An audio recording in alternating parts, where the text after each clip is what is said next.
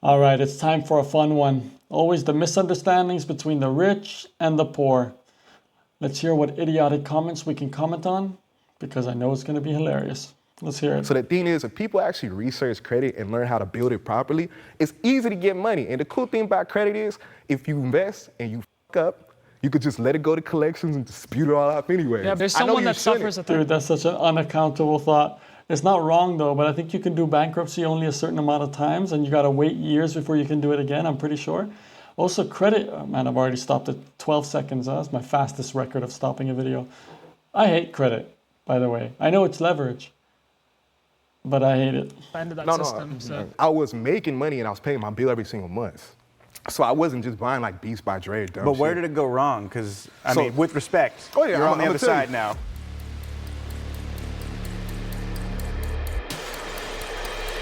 All right. Oh, he's part of the poor. That's Step hilarious. forward if you've made less than 1K in 2024. Yo. Less than 10K in 2024. Okay. Less than 40K in 2024. This could be all of them, no? I don't know. Less than 60K in 2024. All right. Let's go. Less than 300K in 2024. God damn. Less than 600K in 2024. Less than 5 million in 2024. Less than 9 million in 2024. Very specific number. Huh? They didn't say 10 million, so he's probably around that number. We're clapping for the rich guy? Rich people should be taxed more. Yeah. Let's hear it.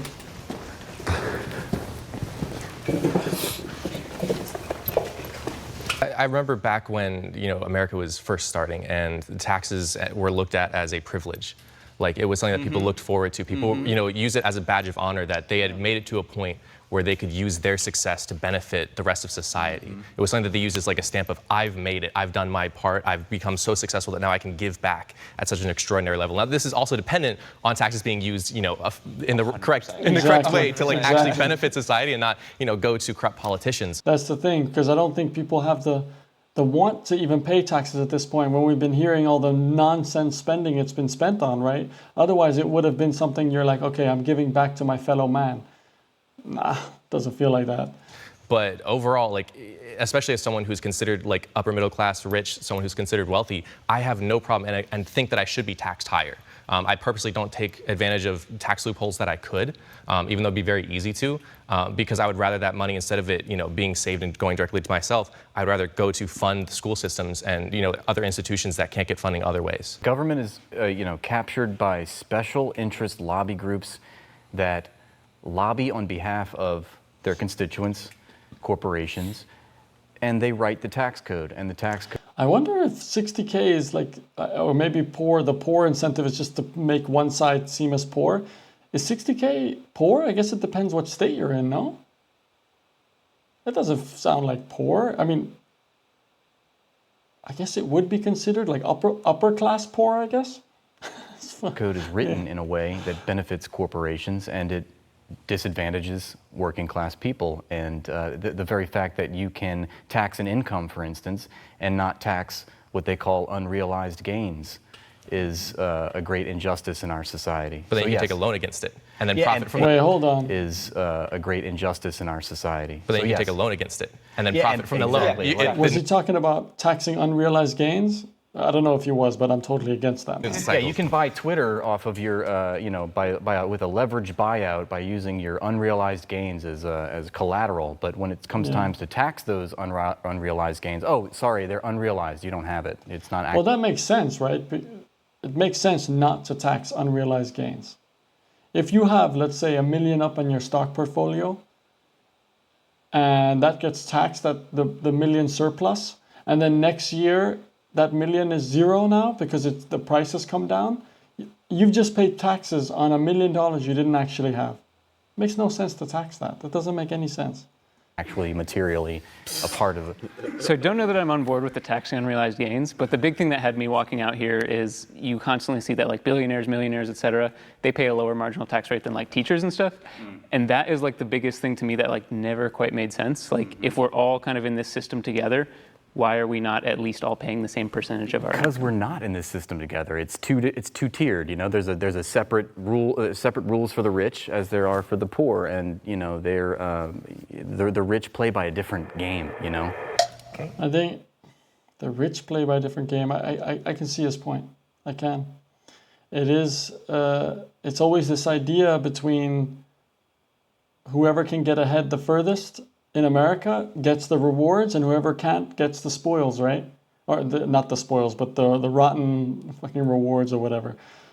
At the same time, there needs to be some form of a balance, right? Because sometimes when you get to those levels of riches, it's not always in a way that's moral. So Let's invite the disagreeers. That's okay. The reason why I didn't step forward, which was, should rich people pay more taxes, if I could know with certainty that my taxes, paying more of them, would go to benefit schools or homeless veterans or, you know, struggling single moms or, you know, whatever the causes are, I'd be glad to. My concern is that once that money's gone, it can go off to fund war crimes in other countries and bomb villages to take their oil and all this other bullshit. And when I keep more of my money, like there's a school maybe like 12 minutes from my house where I paid all the lunch debt for that school, you know, like, and that was fine for me to do. But had I not had that money to pay that lunch debt because it went to the government, I don't know if that would go to that school or if it's going to go bomb some country, right? So that is my sort of like, this is the implication where I don't trust the U.S. government to use the money in the same benevolent way that I might if I had more of it to then do what the programs and the passions that I have to help people. Yeah. And the reason that we don't trust the U.S. government, because I don't trust it either, is because of who controls the government. And who controls the government are capitalists. So it goes back to capitalism. It would be great for our money to be used to fund schools and all these programs, wonderful. But they're not. You're right. They're going to the weapons industry instead. I think another thing, like a misconception a lot of people have is like the rich don't pay taxes at all. If you look at corporate like payroll tax, like that's like the taxes that we pay. By far in America, corporations pay the most taxes in payroll. That is like what, like for example, but it is coming from other people's checks, but we factor that into their salary, right? We know that we're gonna have to pay taxes on that. That's one thing to think about. I do think that the system is set up for the rich to just make way more money, especially with the unrealized gains, like leveraging that. We like to say, like, we want everyone to pay the same percent, same stuff like that.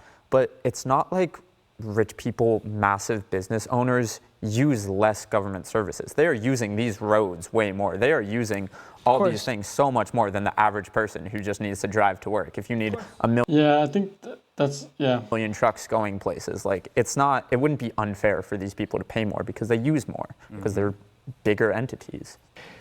I think sometimes people are mad and they're angry about wealth inequality, and they think that like taxing people will solve wealth inequality, and like I think it might solve it on like a numbers basis, but I just don't know that that's the right thing. Okay, so the money that the government doesn't receive by taxing billionaires and multinational corporations, they have to come up with the money still. So what do? They borrow it. They borrow it from corporations when they could have just taxed them.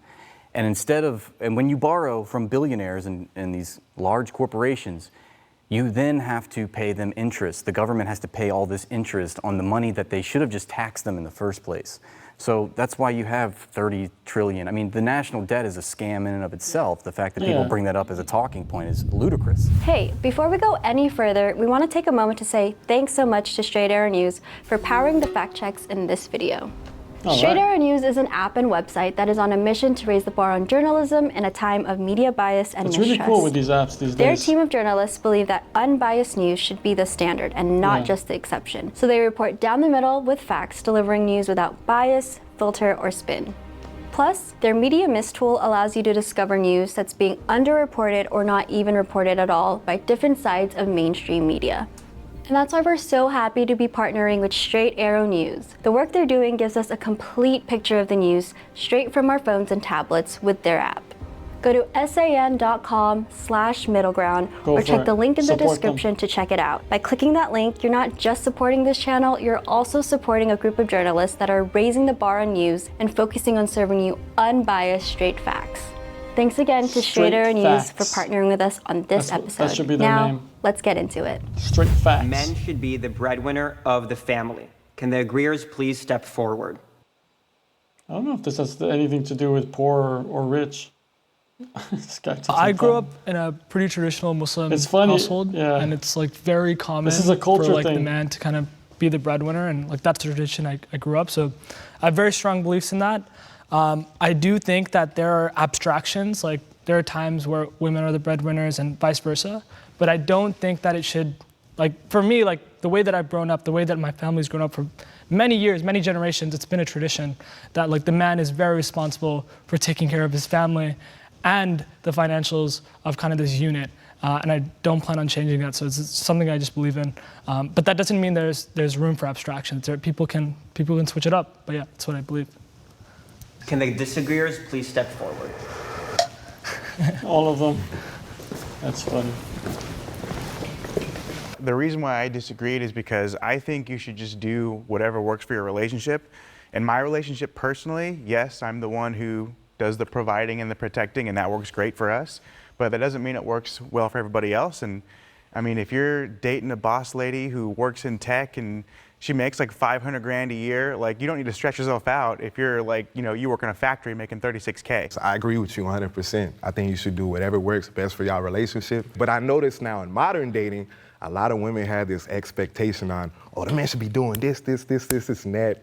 And I don't necessarily like that because these expectations put you in a weird position, especially if you feel like you're not really receiving much in return. In my current relationship, I was so upfront with my partner. I said, I'm going to be a teacher. I'm not going to be able to be the sole provider. I want to be a high school teacher, maybe a college teacher.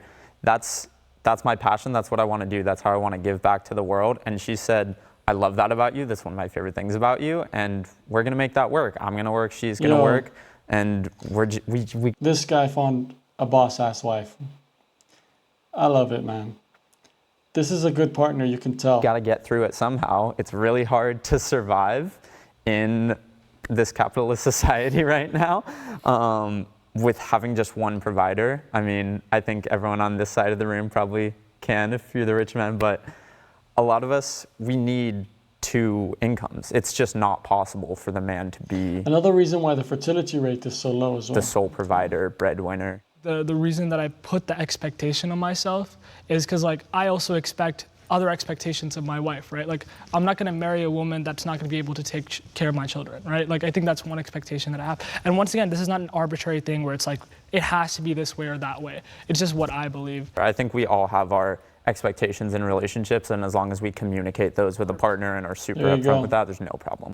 I only disagree with the characterization of the premise that men should be the breadwinner, as if we should be conforming to traditional gender roles in this society.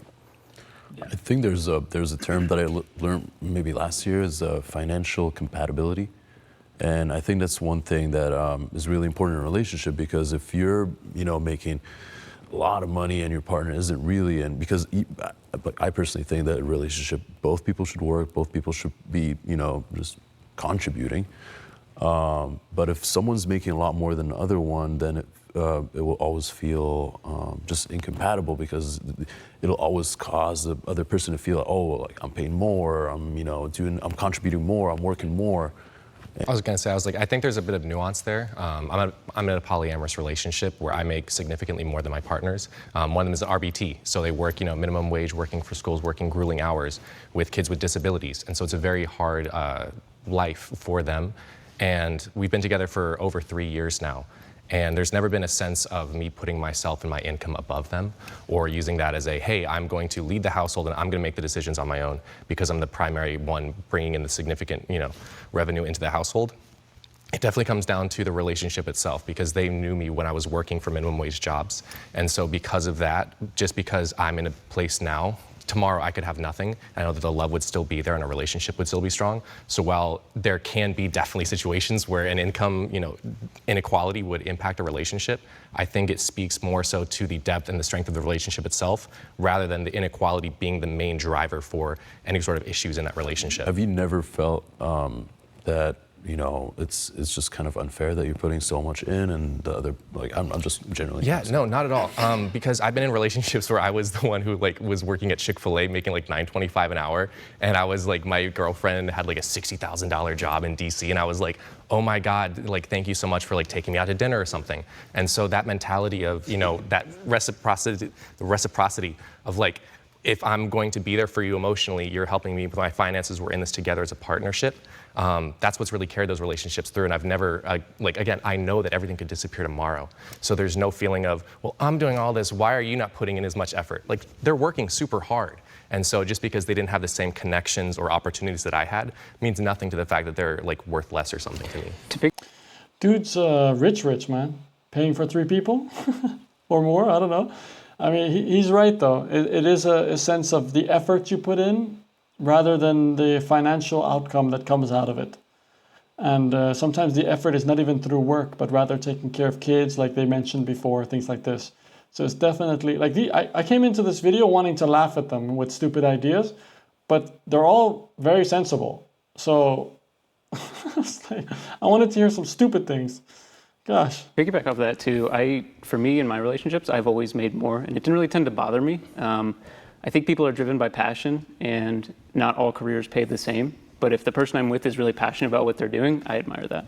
That speaks a lot to me, because ever since I was a kid, I always wanted to be like so rich and successful to where like my wife didn't have to work if she didn't want to. My kids could do whatever the hell they wanted to do. And so I kind of did that with my ex when I was thriving. Like, we didn't have kids. Like, I got an episode for that, if you believe. You know what I mean, right? But not, we didn't have kids, but it was just the fact that my ex didn't have to work, and I helped put her in that position. So that made me feel good. I think a lot of people in relationships, there's an ego thing with it. So like, if the man ain't making enough money, he feels less than a man, and then he treats his girl a different way, and then that creates problems. Or his girl don't respect him or treats him a different way, and then that creates problems. I think as long as you're doing what works for your relationship, like old boy said right here, right? I think that's what matters most. It's a cultural issue. It's also like an antiquated approach, right? Like, what is the term, trad wife or something? Traditional. Yeah, like. Well, traditional. Yeah. Which I don't even care for. Like, I don't, like, bro, like, I've been in 5 different committed relationships, but my whole thing is, I don't expect my girl to cook for me. I don't expect her to clean for me. I don't expect you to do nothing for me except be yourself. And as long as like we good. No, I think what you're touching on is that, and what you've touched on as well, is there's all these different ways that relationships can work. And I think they can work in every way. I want a different relationship than what you want, but both can absolutely work. And there are pitfalls for both too, and you just have to avoid those pitfalls. Of course, yeah. You know, I'm married, I have 2 kids, and I would say have more of a traditional relationship, and I love it, and it's wonderful, and I wouldn't trade it for anything. But I know that what works for me doesn't necessarily work for everybody in this room. I don't know about you guys too, but like, so in relationships I've been in, I have made more than my partner, but if they did make more than me, I would be stoked. Yeah, that sounds I would love incredible. to say that. Right, like who would get mad about that? I will put on the maid dress and I will mop the floor. Yeah, dude, yeah. I'll be the coolest house husband ever. Yeah, it is an ego thing. Walking home with a little glass of wine, I'll be sitting there like, can I get you anything, honey? Like, would you like me to take your shoes off, give you a little massage, whatever you need? I kind of love spoiling my wife and my kids. I mean, partly because I grew up, I mean, my mom was making $10 an hour raising 3 kids. So the fact that now I'm in a position where I can, spoil the people that I'm with, I kind of love doing that. I know I'm not going to be able to spoil her with like 1 million diamond rings and stuff like that, but I can spoil her in other ways. I can make dinner for us. I can plan things for us. There's balance, so. I think it's funny, this whole shift from traditional relationships to what it has become now. I think it's really only because both have been required to put effort financially to have any form of life between 2 people, especially if you want kids.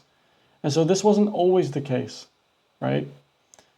It's an interesting one because it changes and it adapts based on what is possible today.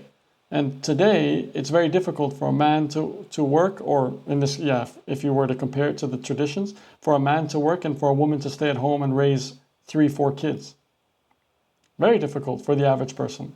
someone could be supporting financially, but someone else is supporting emotionally. And I think as long as you're aware of that balance, that could be like a secret to a healthy relationship. But if that balance kind of fades out in the dark, then that's when, you know. Yeah. In my tradition, we have a very strong belief that like marriage is like a fortress. It's like as you're one pillar of it, your wife is another. And in America, we have this conception of like love marriages. You marry people you love. In Islam, we have a much more like deeper sense of that, in the sense of like it's not just love. It's family ties. Like your family and their family are now one unit. Families are getting married. And so you have like multiple pillars, and then you have like, if you're religious, right, you have like this ethical and moral compass that aligns with the other, and that's another compass. And then like, can you benefit each other in knowledge as well? So there's many other pillars. So if one breaks, there's another to stand on. Becoming rich is easier now than it ever has been. Woo. All the rich are going to come. I grew up pretty much at the poverty line, so the opportunities that my mom had were so limited to compared to what the opportunities that I have today.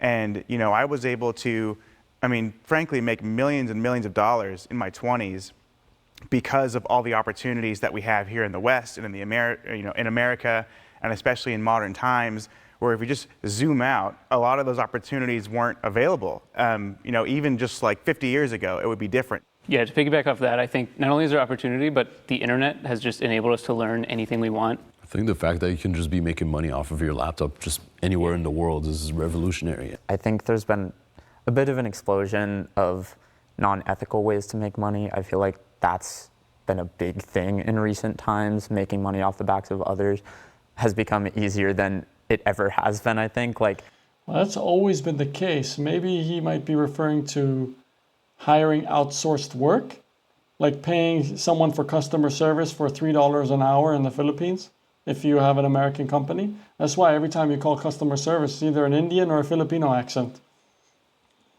You can just start a podcast and just like on women the whole time, and you'll just like blow up and go crazy. I think like he's thinking about Andrew Tate, probably. In late stage capitalism. Or is that other show where they have women on? They just talk. They just have some of the most low IQ women talking shit all. Oh man, there are so many. You know what he watches? Exploits and things you can do, and that's not. I'm not saying you guys have done that specifically. I don't know your stories, but like, you can be a landlord and just start charging exorbitant amounts of rent. That's why it's so unaffordable to live, especially here in California. Like, there are so many evil ways that people can make money that I think it's easier now than it ever has been. If you have, I don't know. You can't just charge anything you want for rent. I think he's forgetting there is still a market you need to compete in. So you need to cover your bases, yes, but after that you need to also charge something that makes sense to whatever everyone else is charging. I think he has a bit this idea like as soon as you have money, you're just completely immoral, right? And I don't know. Sort of sketchy models. Is a landlord always an evil way to make money to you? Yes, there honestly, not always, but I would love to see society move away from this, from housing being a form of investment. So I am a real estate developer, and I just bought a piece of land to build a house. The piece of land just for the dirt, $735,000. Just the permitting, just like literally the fee that I had to pay to get the right to build on that property that I own, 110 grand. What? It's challenging to offer affordable housing when you're already $800,000 deep and you haven't even put shovel to dirt. I don't put as much blame on the individual as I do on the systems. I really wish. I would love to back you up on that. So I actually have a pretty strong thesis on this. So like I bought property and stuff before, and I've realized like the system just favors the rich, and the reason for that is because of interest. Like once again, I tie this back to religion often, but like in Islam, it's like you're not allowed to mess with interest. This is the thing. I have a big opinion on this. Interest should be banned, man. Usury should be banned. It's disgusting. And here you go. If you can buy the property outright, you don't pay double the amount because the interest is up at 7% or whatever. there is a massive issue here. This is a definite difference between someone who has low capital and someone who has a lot of capital. And the reason for 100%. that is because it favors the rich in a way where it pulls away from economic gain from society. And it's like, hey, because I have $100,000, I can pull $1 million of leverage. Well, if you only have 10,000, you can only pull 100,000. And now what's happening today is like these companies like BlackRock and these big institutional holdings, because they already have trillions of dollars, can leverage trillions of more to buy more houses, rising the prices, rising the interest rates for everyone, and you guys suffer the most. And it incentivizes the most f***ed up practices. Yes. Like the more you can charge, the higher interest rates you can have, the more you can do, the more you can exploit, the more you can steal, the more money you have, the more you get. The more money you'll make, and eventually you become the bank. That's what rich people have become, you know? And I really hope that I never kind of go down that path. One definite immoral practice in rental practices, you know, you have like apartment complexes with maybe 400 apartments and some big company owns it, right? Is using a website called RealPage, where RealPage through, I don't know what they use, some algorithm, where they would give you a rate to charge, and it would be trying to measure the market, and it was completely fluctuating on immoral practices. There's actually an attorney general in Arizona who's trying to fight that case.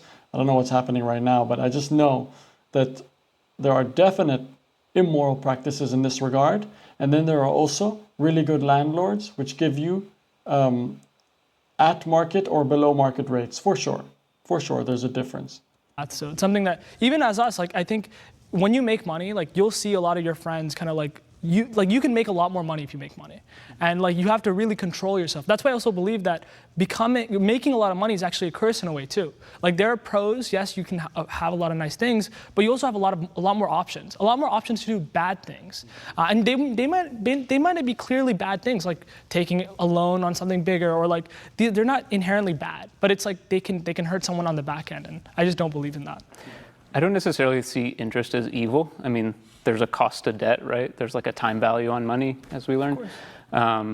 But I do think, to your point, I think that's where a government's duty is to step in and kind of put those guardrails. Yeah. Like it's hard not to sometimes, but I do my best not to ever put the blame on the individual, because any individual is not going to be able to change that system that encourages this stuff. When people learn like to utilize credit in America, I don't know if they even have credit in other countries or if it's similar to America. They do, but America is by far the biggest credit lender in the world. So there, right? Back in 2019, like nobody ever taught me like how to go about building credit properly, right?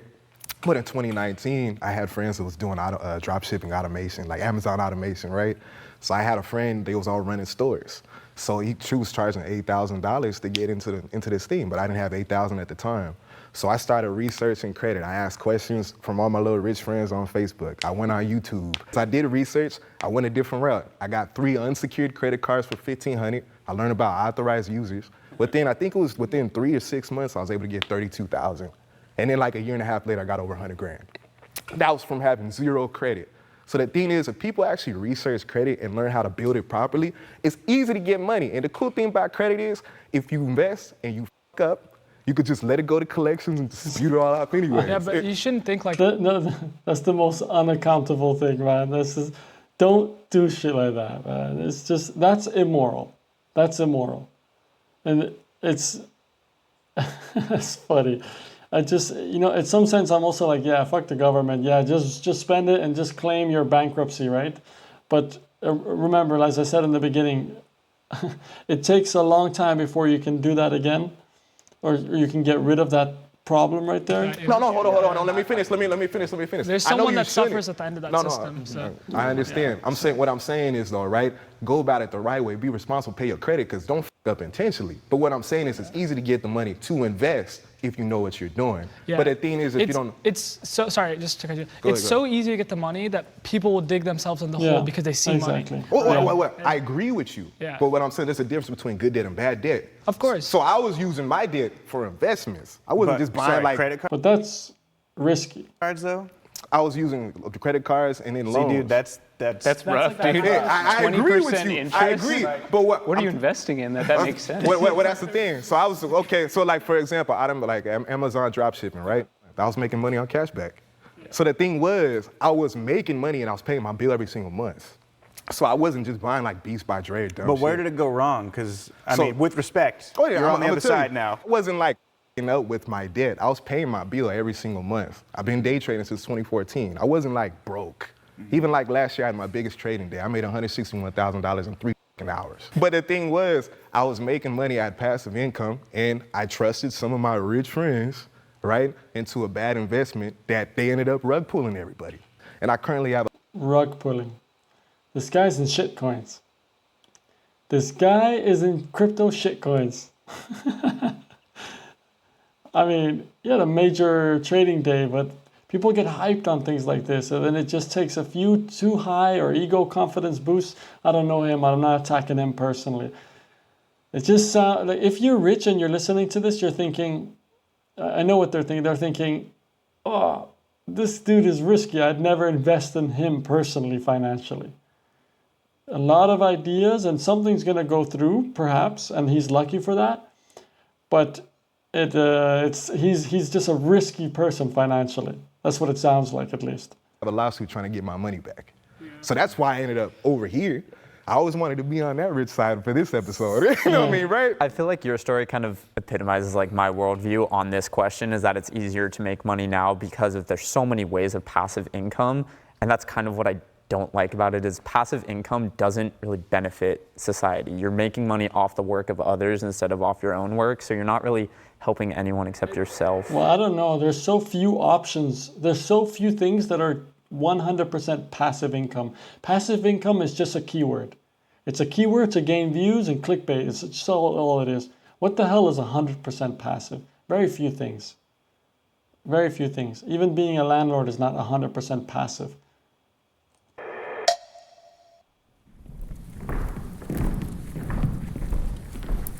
We're talking about a societal trend, and you can't disprove that thesis or that premise by citing your own personal story. Sure. You have to look at actual data. And when you say it's easier to get rich now than it ever has been, who's getting rich? And if you look at the data, it's the top 1% of the population. And I just thought of some statistics which would help my point, which is to say that, the largest increase in the poverty rate from one year to the next happened in 2021 to 2022. The majority of Americans live paycheck to paycheck. It's a very precarious life for most of us. And we live in a world where 3 Americans own more wealth than 150 million other Americans, the bottom half of the American population. Hey man, he's pretty accurate, right? Good for him. Another statistic is 8 people in the entire world own all of the wealth, own more wealth and power than 90% of the bottom half of the population. Yeah. So okay. So I'm not against rich people, but when you read a fact like this, it must make your blood boil a little bit. How the heck is something like this possible? This is crazy. The distribution of wealth is just the most inefficient thing in the world, and obviously. You can't necessarily blame people who have gained a lot of money in some sense, but there's obviously something wrong, no? This is a nasty fact. I'm sorry, 50% of the bottom half of the population. That's from Oxfam, and that is 4 billion people. So 8, and this is in 2017, mind you. This is 8 people in the world own more wealth than 4 billion people. And, I just think we live in a predatory political economy, and yeah, sure. So I got a 2-part question for you, right? The question is, he's not wrong about these things. The question is though, if it's easier than before. So was it worse before? That's the question, which I actually don't know. Sure. First part, do you believe in anybody in this half moon shaped circle is better than you? Absolutely not. Okay, so if we have personal experiences that we made different kinds of money, do you feel like that could potentially happen for you as well if you apply yourself properly? I think that it's not about an individual answer to a systemic question. We're talking about institutions, okay? I'm sorry, think about, you're talking about the housing industry, the real estate, how expensive it is. And, the reason for that is because the housing industry has been monopolized by pretty much one corporation, Blackstone, which bought up all the housing, all the private property, and raised all the rents. And so you have to compete with that now. And so, yeah, that's why there is no affordable housing anymore. The homelessness has never been higher. You know? I want to say I agree with your worldview like completely. The reason I step forward for this question is those systems you laid out make it easier for individuals to rise. We cannot all, it's not easier for everyone to make it. Individuals that have already benefited from generational wealth, from every advantage that I think there are a lot of probably... like scammy ways that absolutely, poor and I'm people not can saying also get up if there, you got into there Bitcoin, are a lot of like honest ways. If you had gotten into Bitcoin in 2014, yeah, there's a lot of teenagers that are becoming millionaires, but that's that's such a small sliver, and it doesn't disprove. It is small. That doesn't disprove the entire thesis of this. When I hear that question, right, the hardest thing I have for me is I understand not everybody can get rich, but I truly do believe in America, everybody has the opportunity to be rich. Now, you may have come from a different background where it's harder to come up, you know what I mean? Well, of the two people in question, you have had a harder time, no doubt. Why? Because of my past, though. Why not, right? It's because of your race. It's because of the color of your skin. That is because racism is a systemic problem in America. I don't see my skin color as a problem because at the end... I like him for that response. Because if all you do is victimize yourself based on your race or whatever, which it's irrelevant, can or can not have an influence, if you use it as a way to put yourself down, it's just not going to help. End of the day, though, I still educated myself, I applied myself, and yes, I came up before I got scammed last year, you know what I mean? So, yeah, unfortunately he got scammed. I feel that's bad. I feel sorry for him. That sucks. But this dude, apart from his risky adventures, he's someone that sees life in opportunity. And that you gotta respect. You really gotta respect it. If he can fix his risk tolerance or his risk management, he could get really far. I really believe that. I mean, so as a black person who's at a disadvantage, and let's just say that it really is a disadvantage. That never held me back from doing all the shit. I'm not saying that you don't have your own personal, It's also so ignorant just based on skin color to go ahead and say you've had a harder time than me. Would he say that to Will Smith? Optimism for, bootstrapping yourself. I'm saying you're facing institutions that are designed to undermine your livelihood. Or not even Will Smith. Will Smith's kids who grew up in being rich. Would he tell his kids, you guys have had it harder than me? Doesn't make any sense.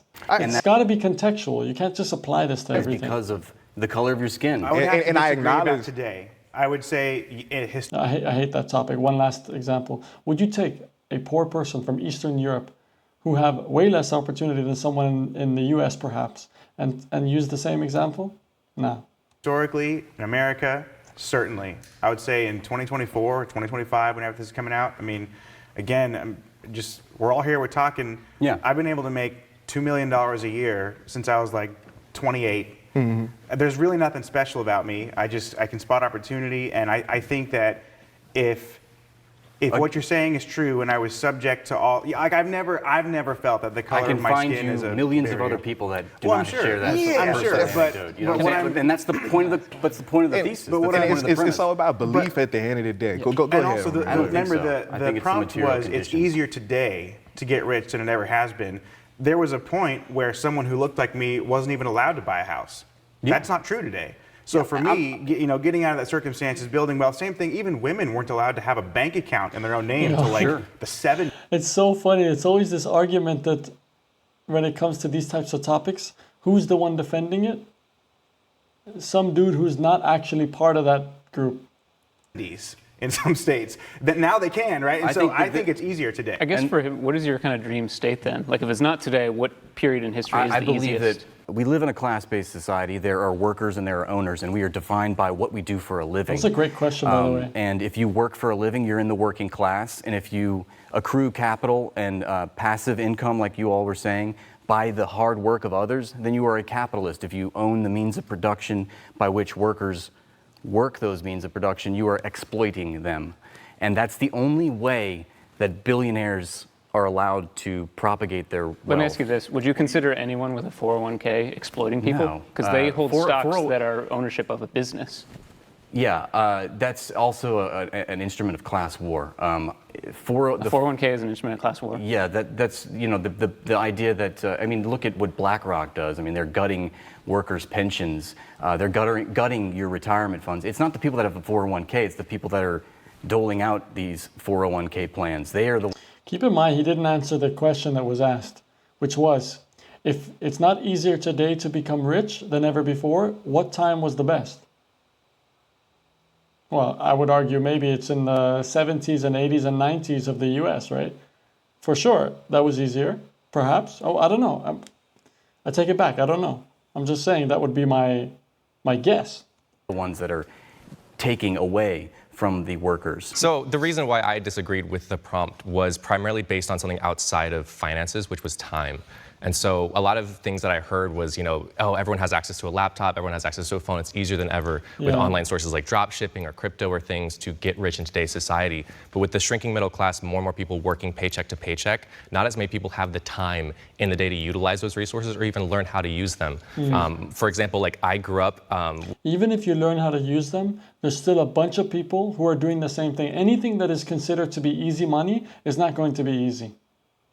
With a military background, like my parents were both military. I grew up working for like Chick-fil-A and as a paintball referee. So I was working a lot of minimum wage jobs, but my parents who were, upper middle class gave me the opportunity to learn how to use a computer in my downtime or take a couple months off from working to be able to learn how to do social media, which is what I do now. And now I have the opportunity to make millions. And so it'd be easier for me to sit here and say, wow, it's easier than ever to make money in today's society. But if you even look outside of America as a country and at the global economy as a whole, there are so many millions and millions and millions of people who are sitting here going, what do you mean it's easier than ever to make money? I'm watching the upper 1% get richer and richer, and I'm still here struggling to pay rent and make food every day. 100%. And so that's why I was like, I don't think it's easier. Like, sure, there are opportunities, and a lot of more people have the opportunity, but overall, there's a lot of inequality there that makes it more difficult than ever. Yeah. The largest. I guess the way this question could be answered is simply: are people becoming richer than they have been?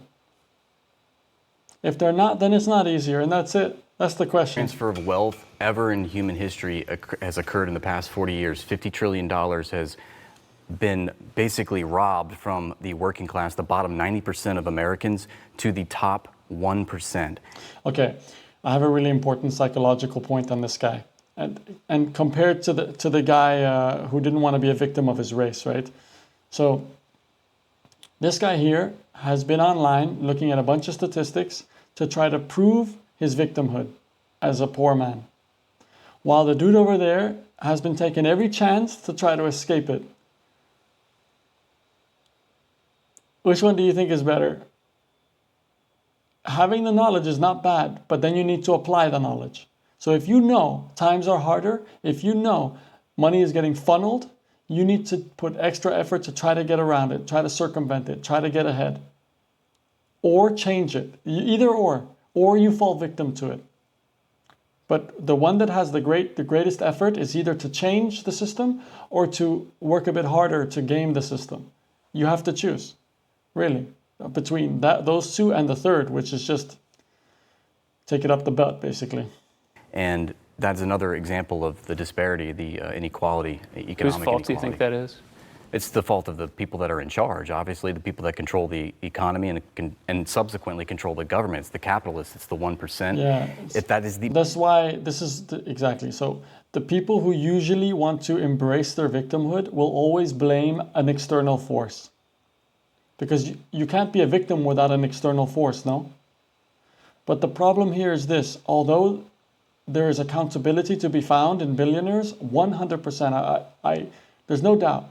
There is also accountability to be found in the average man for not having either, and these are going to sound like things like people would never do, but fighting for it, yelling loud enough.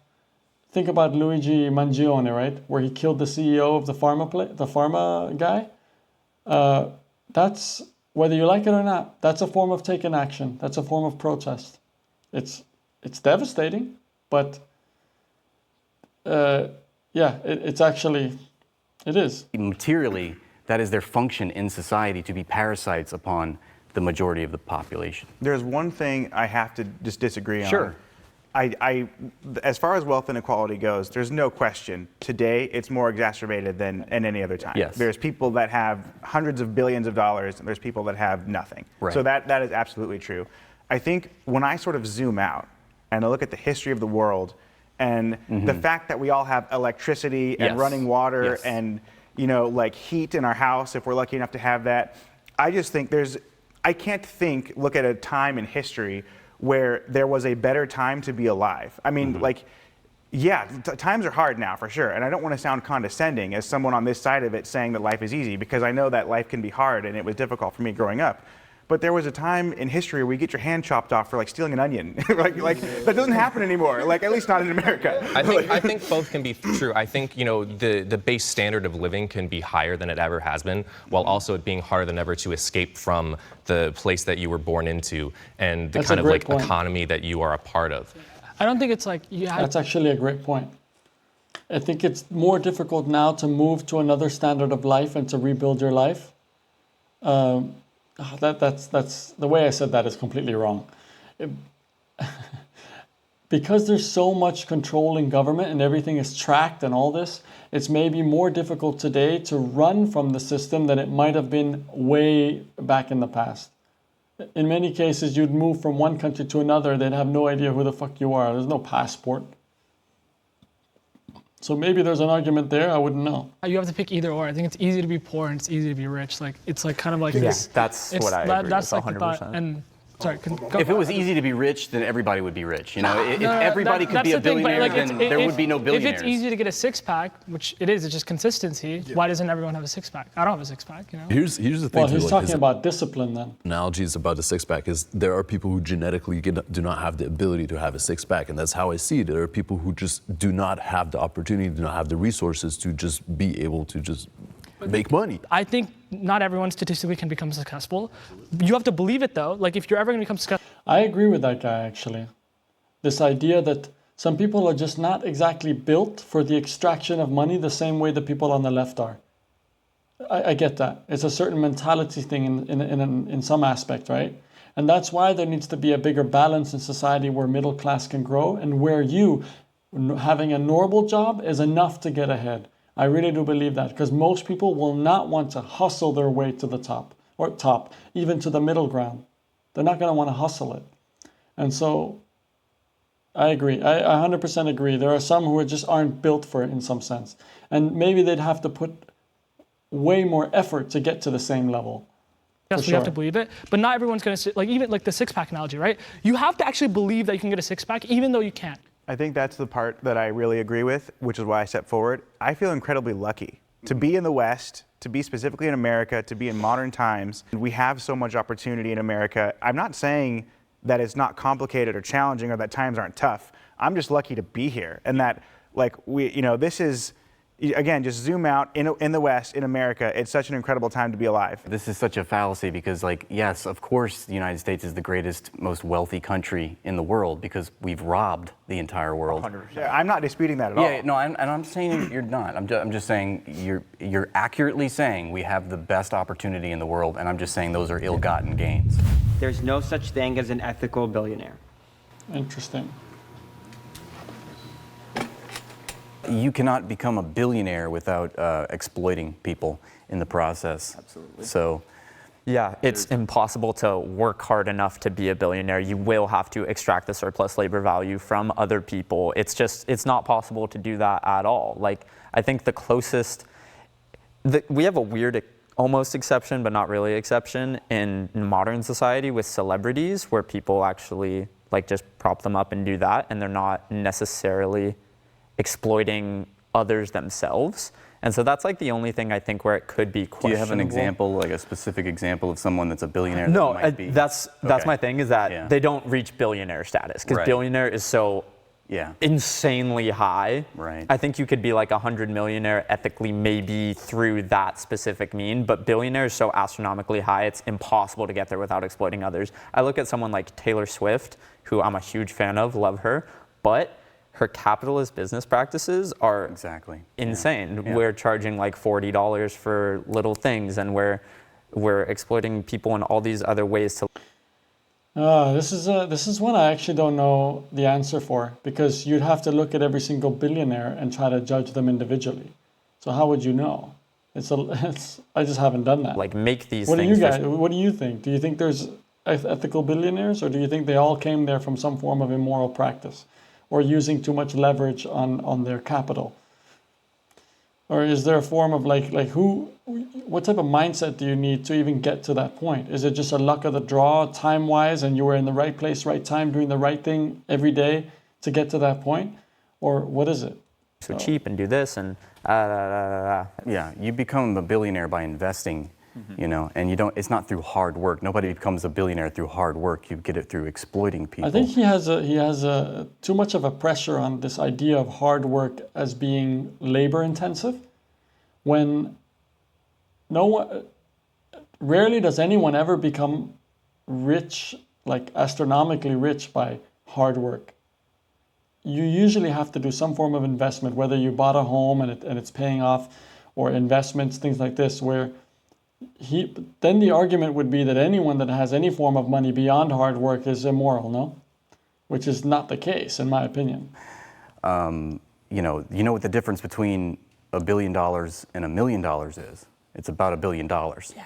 I mean, nobody really understands how much wealth is $1 billion. To think that there are people in the world that have hundreds of $1 billion and they're on their way to becoming trillionaires. Yeah.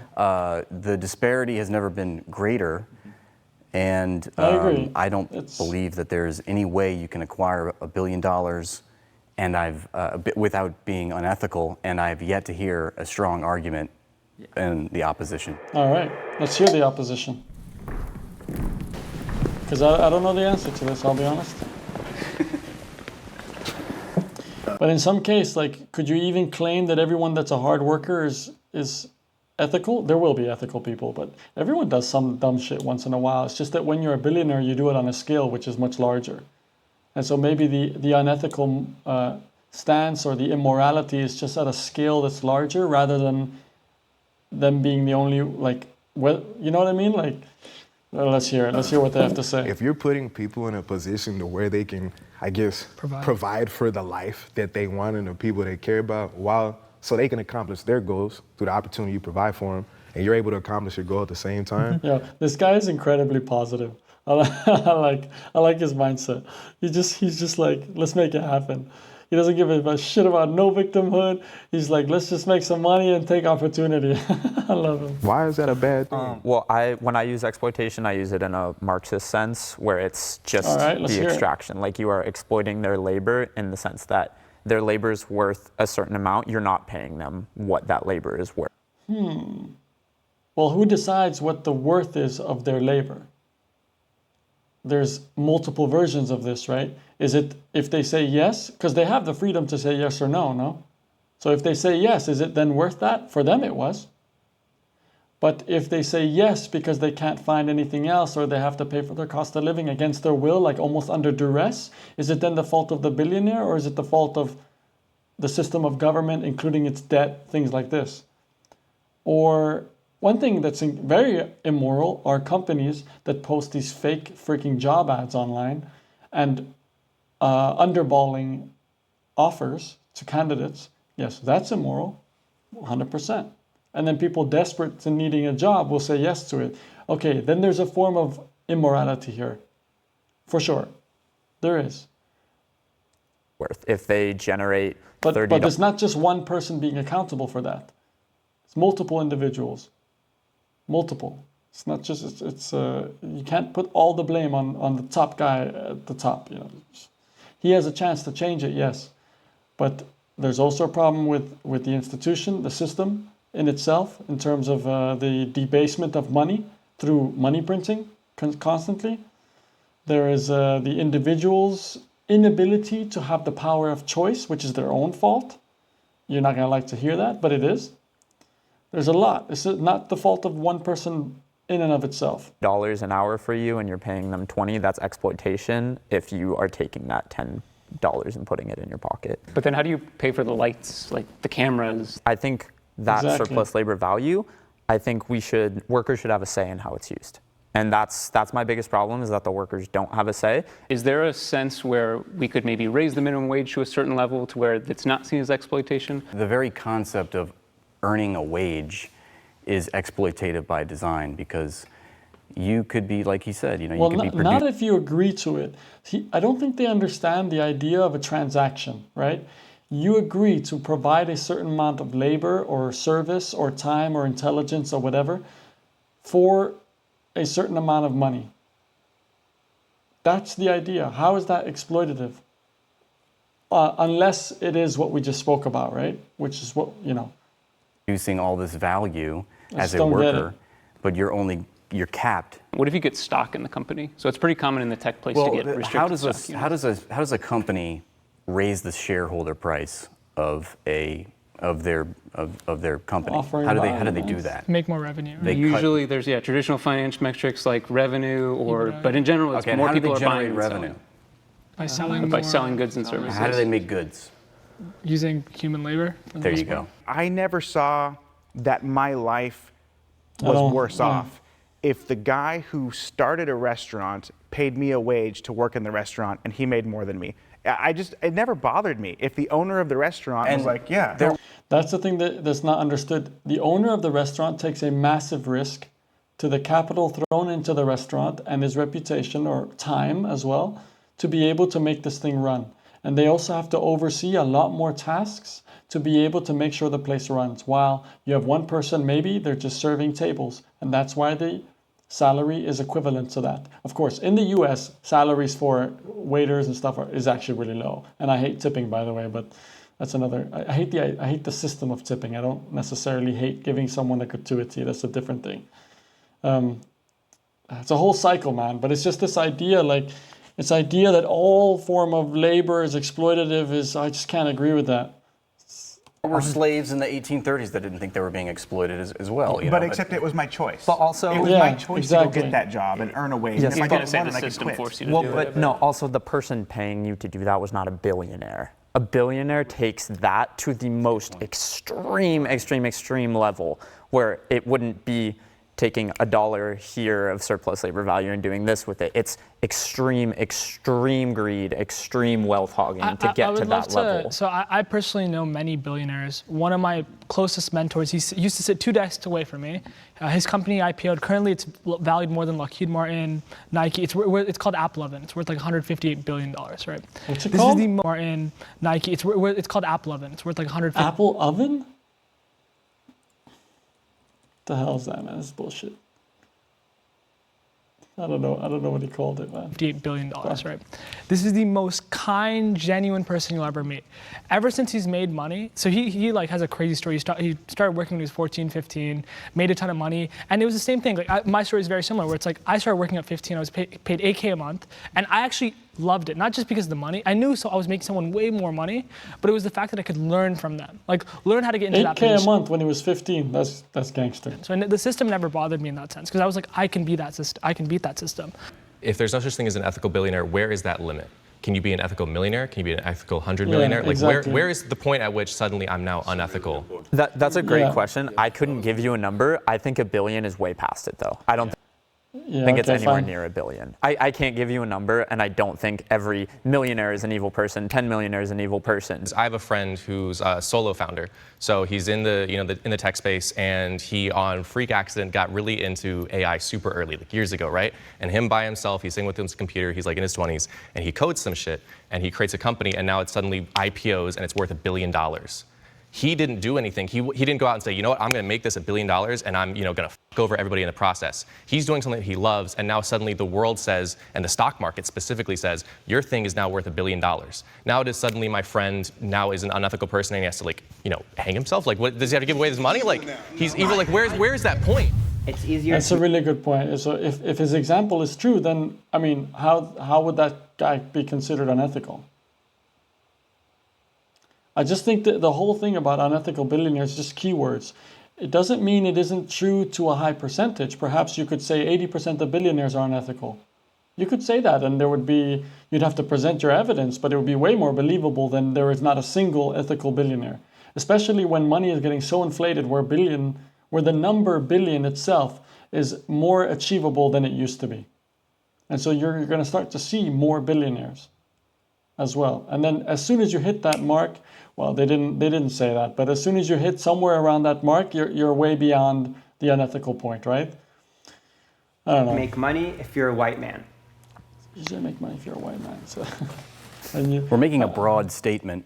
Obviously, it's not, there are people that aren't white that make a lot of money, but I think statistically, generally speaking, it is easier to make money if you are white. It's easier to be advantaged by these institutions that govern public life if you are a white person, specifically a white male. But, you know, goes back to systemic racism. I mean, you know, the institutions are, you know, capitalism has given way to, like a byproduct of capitalism, in other words, is white supremacy.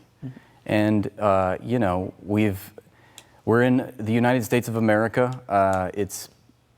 We've had, you know, this country was founded upon slavery and the genocide of the Native Americans, the slavery of African Americans.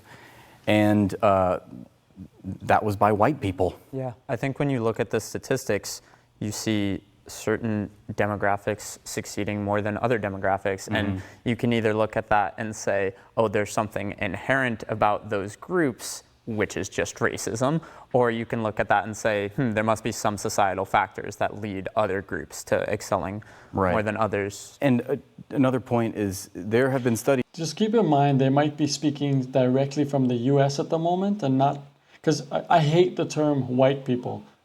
It's just too broad of a term to try to distinguish a certain type of person just based off of skin color. It's fucking ignorant. Like, you just can't combine someone in Slovakia with someone in the US and then say that it's easier to make money if you're Slovakian than if you are some other country that's not white that has a higher GDP or whatever. It's like saying, okay, this is a good example. It's easier to make money as a white Slovakian than someone in Singapore. Would that make sense? It's dumb. It's becoming really dumb. It's not, this is how I see it, okay? I'm going to give you a little tidbit of my rules of life here. It is, if you're going to be negative, be specific. If you're going to be positive, it's okay to be broad. Hang that on your wall. Studies made on, you know, the eligibility of people to acquire a bank loan, for instance. And statistically speaking, it's far easier to acquire a bank loan if you're a white person than a black person. And that's just one of the examples. We have I mean, it's easier to get a college education if you're white. It's easier to make money if you're educated. As far as I understand, that's bullshit compared to DEI practices, right? So is it now? Argue in the comments with me. Come, join the party. Most white people, you know, have a clear, you know, it's all about equity. I do want to make one thing clear about my worldview, though, is that I'm gonna join you guys after. Yeah, that's okay. For sure. Is that I think on the left, like the left of politics, sometimes it comes across very defeatist when we talk about this, and I never want to be like that. I don't want to say a person of color can't do this, can't do that, because that's also literally just racism, and people on the left do that a lot, sadly. Sure. But the prompt you can succeed, but it's just, it might be a little harder, and that difficulty can appear in a myriad of different ways. And I just think statistics show certain groups are more successful. I think one thing too I wanted to add that brought me out here, I don't know that it's tremendously more difficult, but it's definitely more difficult, and I think stats show that. And a big thing to me is so much of personal wealth is your home, and there's a huge like racial net worth gap, and a lot of that is because of like access to property ownership. And that's a big thing that I think, you know, stored capital creates more capital. Right. So, I mean, we come from a society that, you know, segregation was legal, you know, 50, 60 years ago. I mean, that's, you know, just a few generations ago. Yeah, sure. Well, this question would be different if it were placed 50, 100 years ago. It would be a different answer, no? The question is today. Today. If you're not someone who has inherited all your shit, right? We're still feeling those reverberations, you know, and perhaps, you know, white people want to protect their property, their wealth. Wasn't there the whole thing of white flight, in like the 60s, or, as soon as society was desegregated, white people basically said, we're going to take all our capital and move out to the suburbs, and we're going to defund public institutions. We don't have any responsibility to them. And, I just think it's pretty fairly evident at this point that, systemic racism is an issue, and, to acquire wealth, it's far easier if you look the part. Do you think that will change as time goes on, though? Because I think we are for sure trending the right direction, and that's why I hesitated to come out here. But then bringing up the points of like historical wealth and then wealth building off of historical wealth. I think it's headed in the right direction for sure. I mean, I believe anyone can absolutely succeed in America. Some people will have a harder path than others, but I believe anyone can. Sadly, I don't think everyone can. I feel like that is contradicted by capitalism, but I do think anyone can succeed despite their circumstances.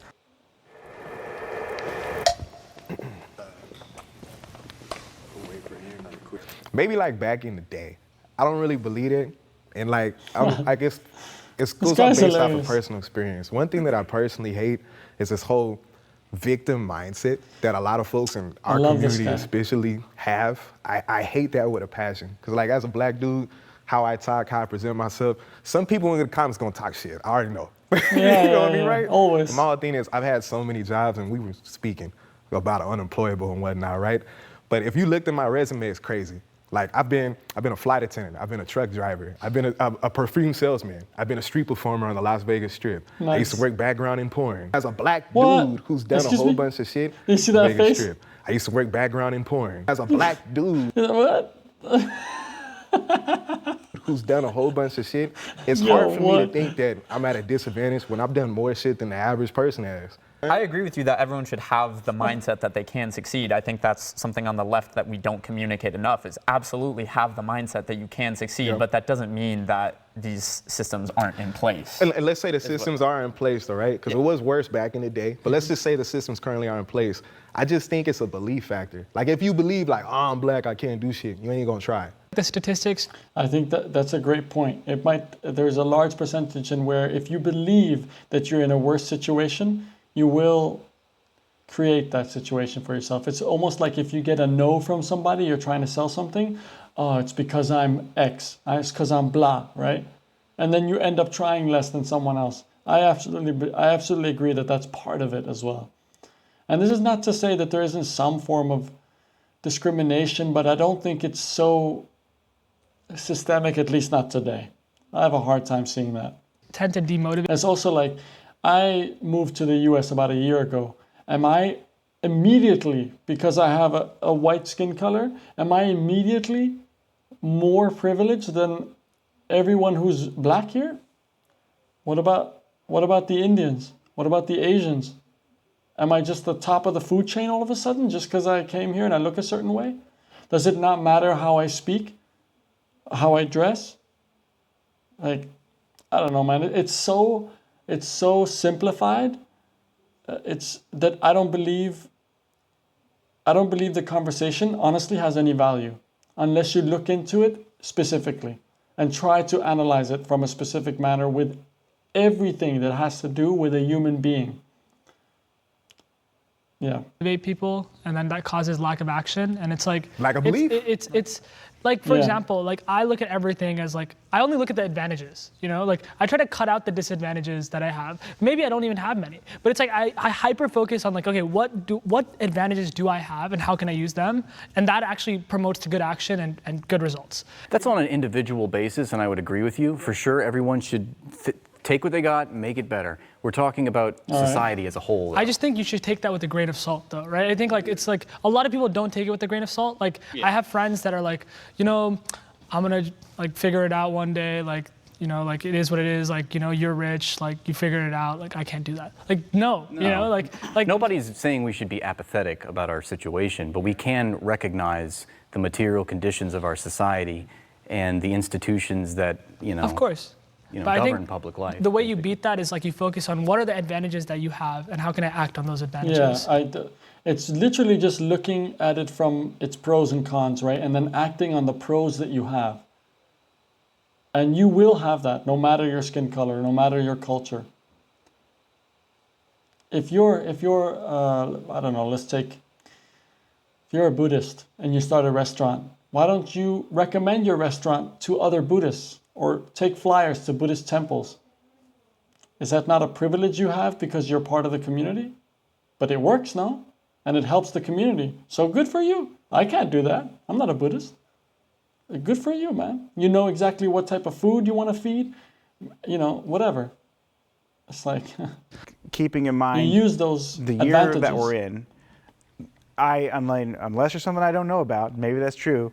There's no legal system that says, you are prevented from this opportunity because of your race. Yeah, not If anymore. anything, it's the opposite. We have the Civil Rights Act in 1964.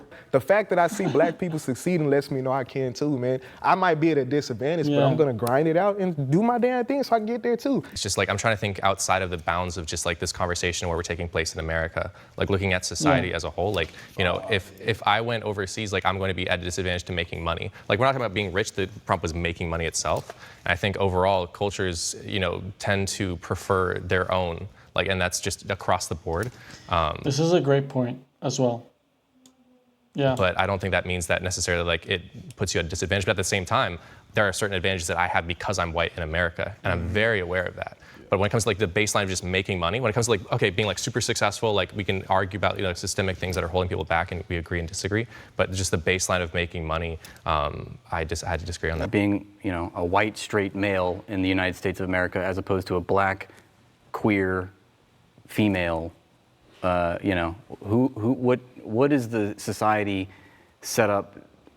Who is the society set up for? And even making it more personal, when people are in positions of power and able to choose who they surround themselves with, they tend to go after people that look like themselves in some way, shape, or form. Right. It's why you see such a large boys club at the top of the Fortune 500 CEOs. It's why they make such a big deal about women in places of power and women who do these things. It's because by and far across the board, it's a lot easier for the guys to be like, that's a man like me. We have a back. Another thing is also there's no need to tear down one group of people. Instead, you should focus on uplifting your own. If you do want to think in group mentality, right? It's almost like people look at the lowest common denominator. So if they can do better than me, then fuck it, Shouldn't be like this. I don't know. Background similar. You know what? I think America is such a big country that you cannot just generalize that rule all over the country. Small cities, small towns with different cities, different states, everything that changes vastly. It's a big country, but there's only two classes. There's the 1% and there's the 99%. Well, that's too simplified as well. There's also classes within that. Even though you only have poor, middle class, and upper class, I think there's more. But let's just take the three that are the most common. There are classes within poverty, classes within middle class, classes within upper class. We're just trying to categorize everything into boxes, and that's the problem.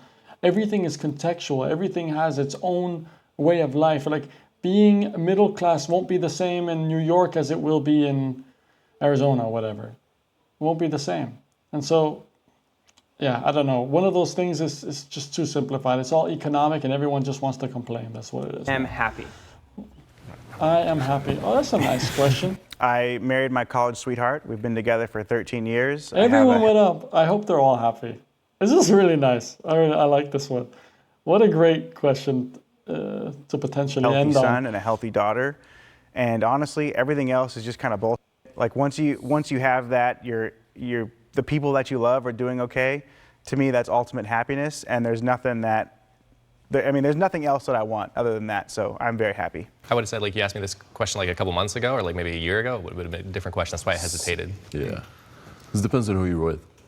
Yeah. I think that, who you're with in the very close environment is a huge factor that's going to change that. But I could say that I do live paycheck to paycheck, but I know that I do something that I absolutely love and I'm so passionate about. And good for you, bro. I'm a filmmaker. Nice. This year was when I just decided to study acting, and that was truly that's my true passion, to be honest. Like I love shooting as a hobby, but dude, like how many people can go to work with a big fat smile on their face? You know? That's so it's right. like how many people? That's another form of privilege too, is it not? I mean, how many people make a lot of money and hate their life? Is the money worth it then? That's another question too. Like, props to this dude. I'm always so happy to hear stuff like this. Honestly, I don't give a shit about what he makes. I don't give a shit about what anyone makes. But this is just like a success story in its own sense. Who can do that? Like, dude, I know people who've been doing the same job for 30 years, even though they're making an amazing paycheck. Everything. They're like financially, stable, everything. They can go to Saint-Tropez and they just like, it's a beautiful life, right? But he goes to work and he's like, oh my God. That for me is just like, no go. Yeah. Like no paycheck is worth that. Yeah, I would agree. I kind of do something I enjoy on a daily basis too. I help sort of serve the underserved and work on an investing platform that anyone can use. And I just moved to California, so there's a lot to be happy about. Same.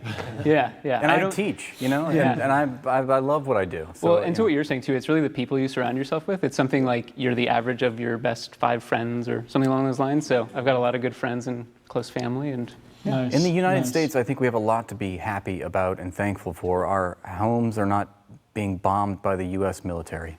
So that's nice. There you go. That's huge. That would be, like kind Yeah, I think what you said I just related to so fully. Like, I am fortunate enough to have my girlfriend who I love so much. We live together, we're happy, and we have a life plan that we're working towards, where we're going to go to college and get married one day and have a wonderful family and have a wonderful life, whether we be at the top of the pay scale or at the bottom. We're going to make it work and we're going to be happy. Because like everyone has said here, it's about the people around you. They matter so much more than anything else. For me, especially like, in the... I agree. Humans are societal beings.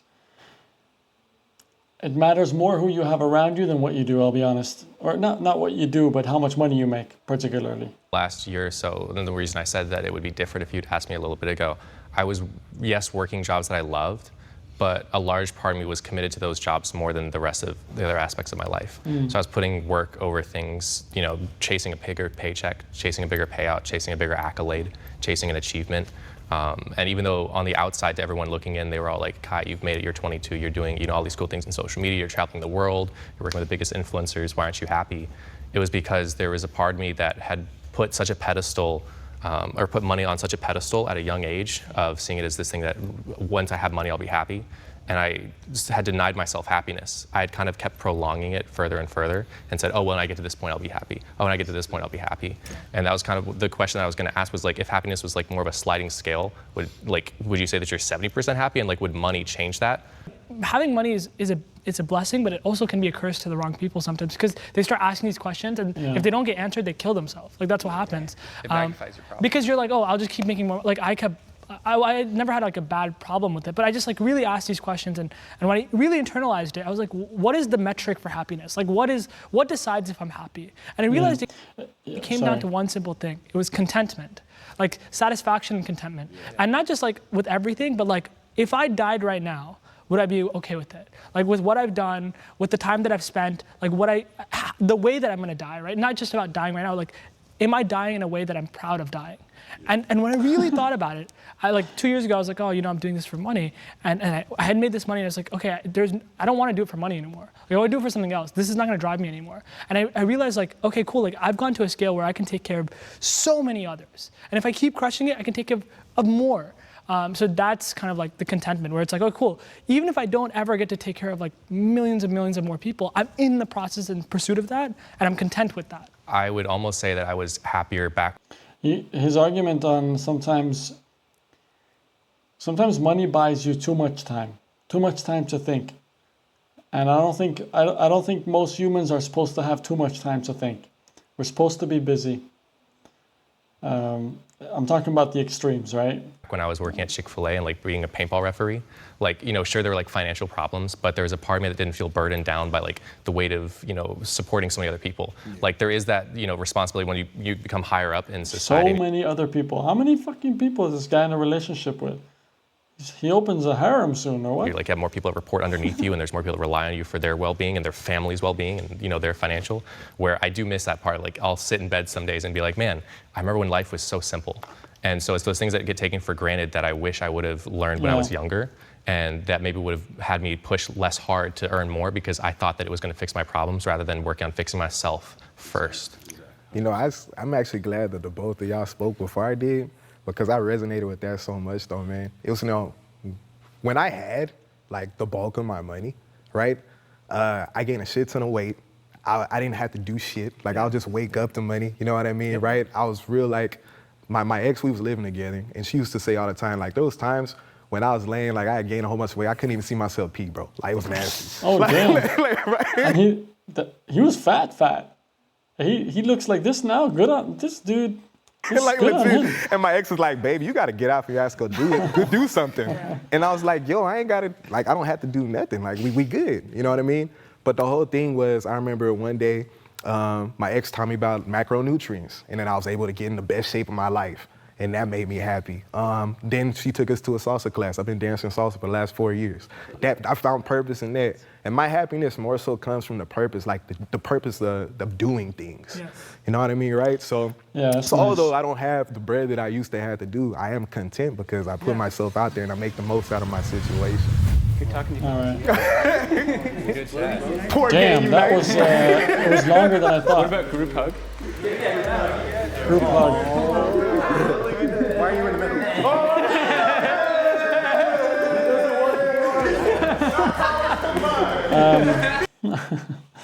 This is gonna go, huh?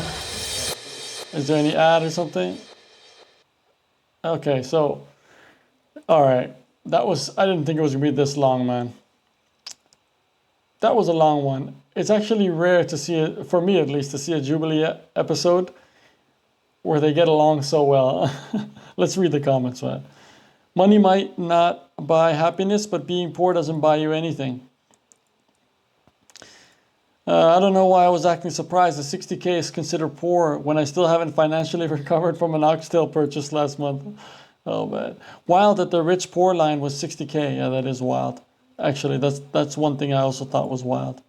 It's insane that no one freaked out when he said he made 8K a month at 15. After saying he knows many billionaires, he was definitely born into something. I feel like it would have been harder for him to end up poor rather than where he is now. Nobody was truly honest in this episode. It felt like everyone was walking on eggshells not to offend anyone. I don't know, man. They had some pretty good disagreements. I don't know. People that say money can't buy happiness has never had ramen noodle struggle. Yeah. Having a certain amount of money is definitely a major help to your life, to your quality of life. No doubt. I think this is a bullshit statement when people say money doesn't buy happiness. I think it's a bullshit statement. Happiness is appreciation, and that's what you can't buy. That's correct. We're clapping for the rich guy? Yeah, I found that funny too. What I was reminded by this episode was that being wealthy and successful in business doesn't mean you know a lot of economics. Well, that's absolutely true as well. That's right. I think sometimes in many cases, it's not what you do, but rather when you've done it, it's like things need to come together for you to achieve this thing, right? And so maybe you have enough money to buy a home, and you're able to land. You know, when it comes to landlord, it's not all on the stock market. You know, technically they all made less than 9 million. Technically, sure. Oh, Jubilee, please do a Europeans versus Americans video. Oh my God, I'd have to watch that if they do. Arizona tea owner became a billionaire while not raising the price of their product for decades. He doesn't hurt his workers. There you go. There's one example of someone you could consider an ethical billionaire, for sure. If he is a billionaire, I don't know. The Muslim guy made sense when he talked about family structures and interest. Yeah, I 100% agreed with that. Also, this one is good. My black guy trying to tell everybody got the chance to get rich, and Blue Jacket trying to play the racism card. I can't. Yeah, it was a bit weird. Telling a black guy that he obviously had a harder time than him because of his skin color is crazy. I agree. It's freaking weird, man. The irony that the two people said it was easier to make money if you're white, we're poor and white. True. I think you just don't focus on these things. That's the problem. You're not supposed to be... It's also like... Yeah, whatever, man. I already talked enough about it. What do you guys think, man? Enough comments. What do you guys think? Are you at the 60K line if you're in the US? What is it? Are you poor? Are you dirt poor? Are you middle ground? Or middle class, sorry? Or are you rich? Do you agree with this stuff? What did you dislike or like?